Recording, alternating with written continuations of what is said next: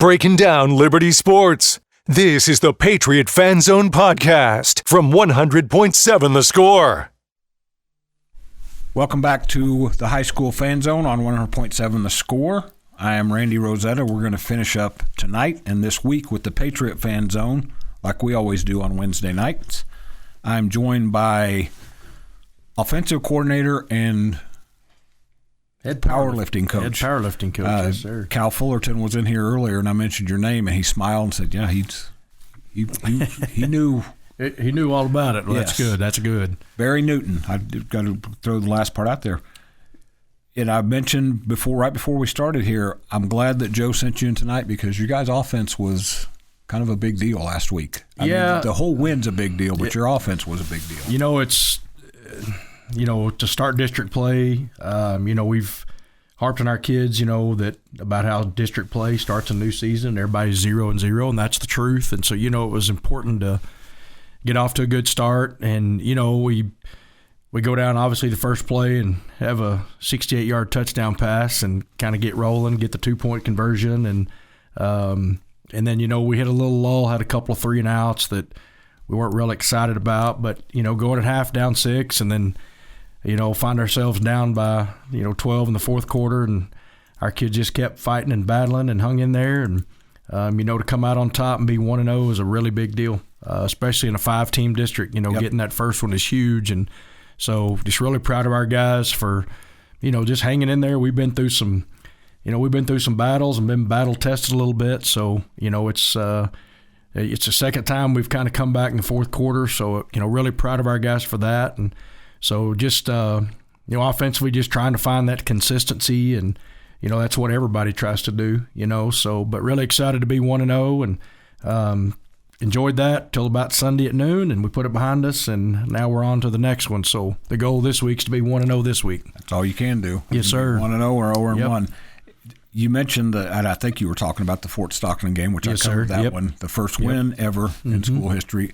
And this one, I talked to my guy who covered it, and it sounded very similar where, first of all, hats off to Perryton. They put up some numbers, some yards. Their quarterback sounds like he was a dude. Their quarterback is really, really outstanding, and had a couple of, good weapons around him. Had a kid, had 14 catches, which is, I don't care who you're playing and what level, that's a lot. That is. So they were definitely, well-versed offensively and presented some challenges defensively. Perryton's always been a lot of people don't know a lot about them because they're way up there tucked in the northeast part of the state, but, they've always played good football and hard-nosed. Kids play hard and very physical, and so, for our guys to, even our kids, a lot of our kids, they don't really know where Perryton is, and our varsity kids still don't, but our JV and freshman kids now know. But, that's they play good football, got a lot of tradition, so that was a big one for us. They've turned out a couple of pretty good coaches, too. Yes, they have. Yes, sir. One in particular that I work for. Yes, sir. Well, and Big Brother, too. Yes, sir. Right? Yep. And Joe Sexton and Wayne Sexton, both of them. natives. So, yep. So they Joe and I talked a lot about when you do go up there. He was telling me where you guys will stop for pregame. So I'm jealous because those are the kind of places I love to go. Yes, yep.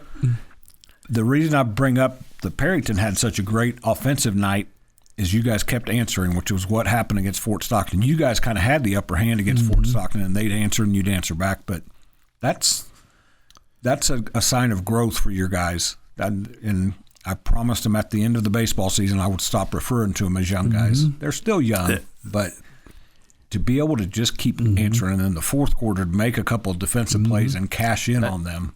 That's really the thing, that kind of gets lost in the deal in the score. Our defense had 2 huge turnovers that, obviously one, was inside the 10-yard line interception by Luke Livingston, that stopped a drive and gets us the football back, and we drive down and score. And so, it's we've talked to our guys a lot. Yes, we don't really use the word anymore that we don't have seniors, but the fact of the matter is we don't.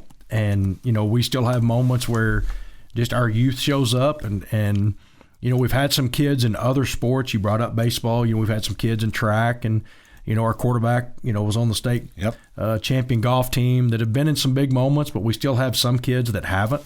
And so, I think our non-district schedule kind of prepared us for those times when, things don't go our way, and we we talk a lot about the ups and downs of a game, just the highs and the lows, and that's just something you just got to hang in there. You just got to fight your way out of it sometimes. And so our guys did a great job, and obviously, that growth, is something we hope that from this point on, if we find ourselves in that situation again, that once again, we won't bat an eye. We'll just go do our job and get after it and put points on the board anytime we need to. Your ability to come back is not just within games either. You guys took a pretty good loss to Seminole. Mm-hmm. You came back the next week and won. Took a pretty tough loss between, came back and won. Yep. To me, I've not talked to Joe this week, but to me, now the deal is you have to learn how to deal with prosperity. That's exactly what we talked to our kids about Monday is you have to learn to handle success. And I think a lot of that is, I think the Fort Stockton win, there was just a lot going on that week. There was. Brand new stadium and just all the pregame festivities and just, all the things that were going on was just a huge deal. And, you hear it in sports all the time and people talk about it, but it's true. I think back, just I guess a little week and a half ago, Alabama, has a huge win over Georgia and vaults themselves in the number one spot in the country and then, go and lose at Vanderbilt. So, what happens. Teams know what happens. I see it all the time in professional sports. You talk about a letdown and, I think that's something that we probably didn't handle that success as well, going in the Greenwood game. But, again, our kids bounce back, and that's something we've talked about all week. This is a new week, and, it's you're only as good as your last game. So, it's about taking steps forward and making progress, continuing to grow and get better, but to be able to handle success. Because if you're going to win anything meaningful, you have to be able to string games together. Yep. And so that's time of year. That's the thing that, we talk about with our guys is everybody's fighting for the same thing. And, I've had the approach offensively. I said from this point on, every game you play, there's a goal football riding on it. Yep. Whether it's directly or indirectly, it's there. I said, at the end of last week, they're not going to give out a goal football, but there's one attached to it. Yep. And it's the same thing this week. And so, it's something we talk about for us, but we also talk about our opponent. They're in the same situation, that they got the same goal and the same aspirations. So, just how we go about our business and, just trying to improve and get better and take steps forward. We're going to come back after the break. I'm going to get you to talk about this. This is my theory. I think it helps you guys to go on the road to try to continue that success instead of still being at home. Liberty goes up to Borger, 7 p.m. Friday. That will be on 93.1 Yes FM. This is the Patriot Fan Zone on 100.7 The Score. We'll be back after this break. Bringing you the latest news from Liberty Athletics. This is the Patriot Fan Zone podcast from 100.7 The Score. Welcome back into the Patriot Fan Zone. Before we jump back in with Barry Newton, I'm going to run through the games this week again on Raymar Airwaves. Thursday night, Lubbock Cooper goes to Palo Duro, 7 p.m. kickoff from Dick Bivens Stadium right here on 100.7 The Score. Friday night, Friendship on the road at Midland Legacy, 7 p.m. on Double T 97.3 FM. Coronado's at home against Caprock, 7 p.m., 96.9 The Bull. Monterey's up in Amarillo against Tascosa, 7 p.m. Friday, 93.7 The Eagle. These Liberty Patriots go to Borger, 7 p.m. Friday, 93.1 Yes FM. Last game, Roosevelt's at Idalou, Sunday, 97.7 FM. A couple of games not on the network, a couple of city teams playing. Lubbock High's at home against Abilene High tomorrow night, Thursday. Different network, but our guys, Mark Bro and Rob Bro, will be on that call. And then Estacado goes up to Perryton. They take a little bit longer road trip in your district, Barry. They go up to Perryton for a 7 p.m. game. Nick Long will have the call on that one. Lots of football. Last week, I keep telling people this just because it's amazing to me. There were 6 home football games in Lubbock last week. Those lights were lit up all over town. Last week was an interesting week. We had we had middle school football games. So we had Lubbock Cooper Middle School and Laura Bush Middle School. Both of our 2 middle schools. Right. Well, the 7th grade played at our place on Monday. The 8th grade played at Pirate Stadium on Tuesday. Our freshmen played at Friendship on Wednesday. And then I was at Lowry Field Thursday to watch Estacado and Levelland because our JV was out of town. So and then we were back at our place on Friday. So in those 4 days, Monday through Thursday, I hit all the major stadiums in Lubbock. So it was pretty cool.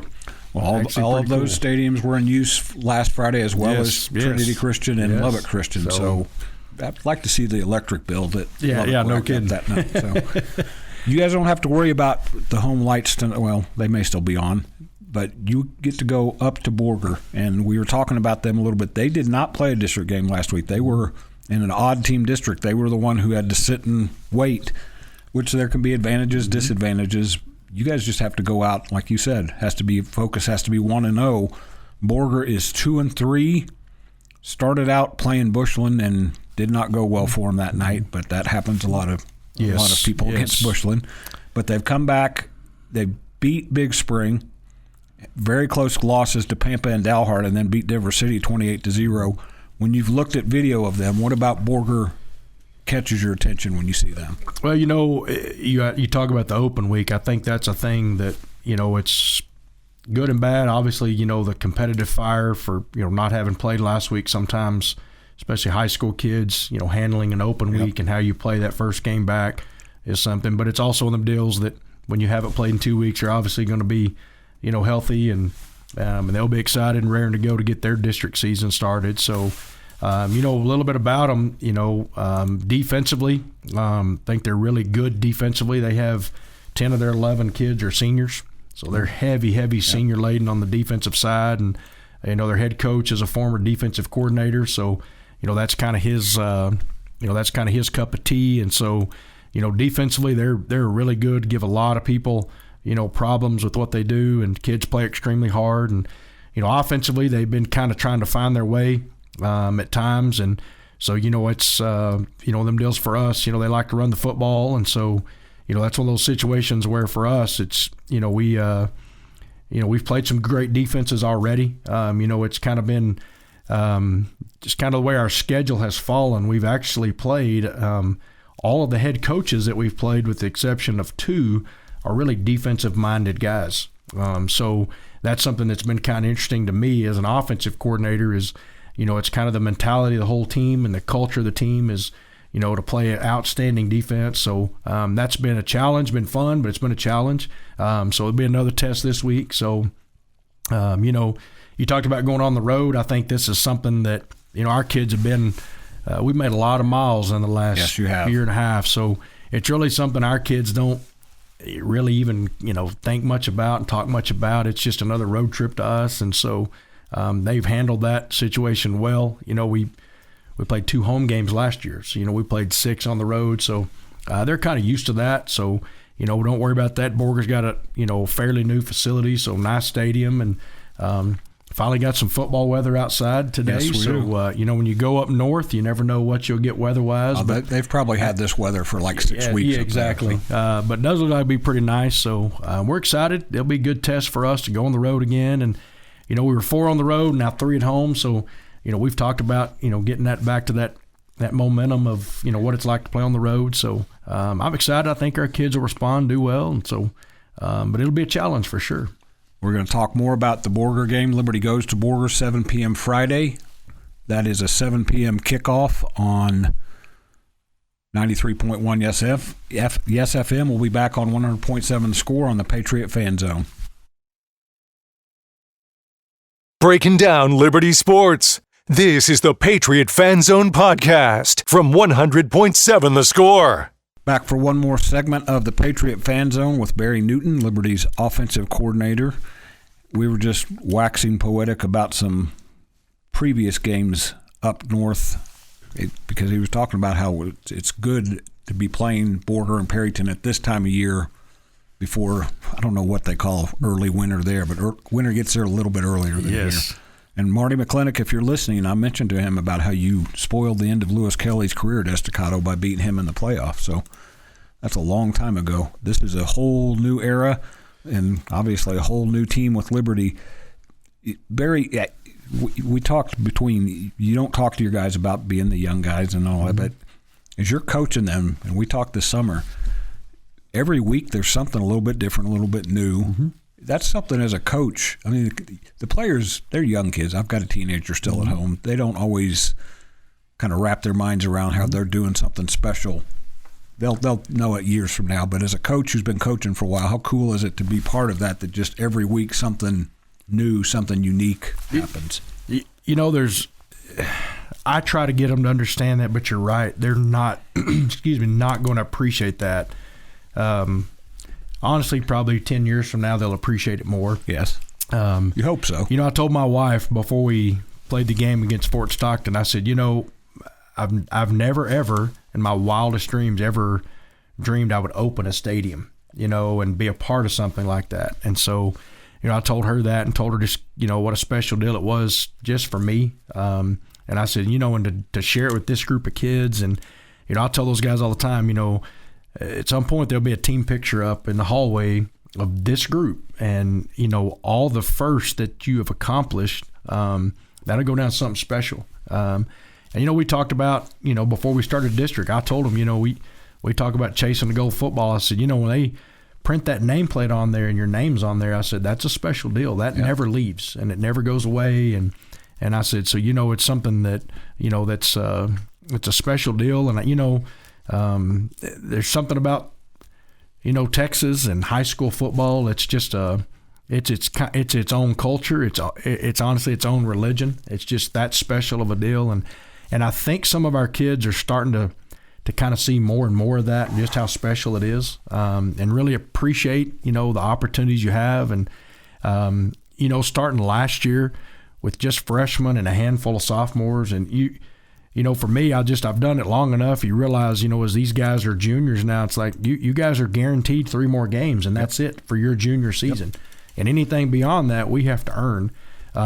But you realize how fast it goes. And so I try to get them at times to just, stop and enjoy the moment and enjoy the, we talked about it being cold outside. I said, enjoy this. This is football weather, and embrace that. And most of our guys, I think, have, again, to the magnitude that guys like you and I that have been around sports our whole life, probably not yet, but I think at some point they will. And, we'll just look back and see what a special thing that it is. And kind of like the night opening the stadium, I said, you guys don't know, but I've no telling how many high school football games I've been to in my life, because my dad coached my whole childhood. We would go to playoff games all the time, and I said, but I've never ever I've been to Texas Stadium and watched playoff games. I've been all over the state, and I said, but I've never ever been to a football game that had a flyover until that one. And I said, so you guys I hope at some point you realize how special that is.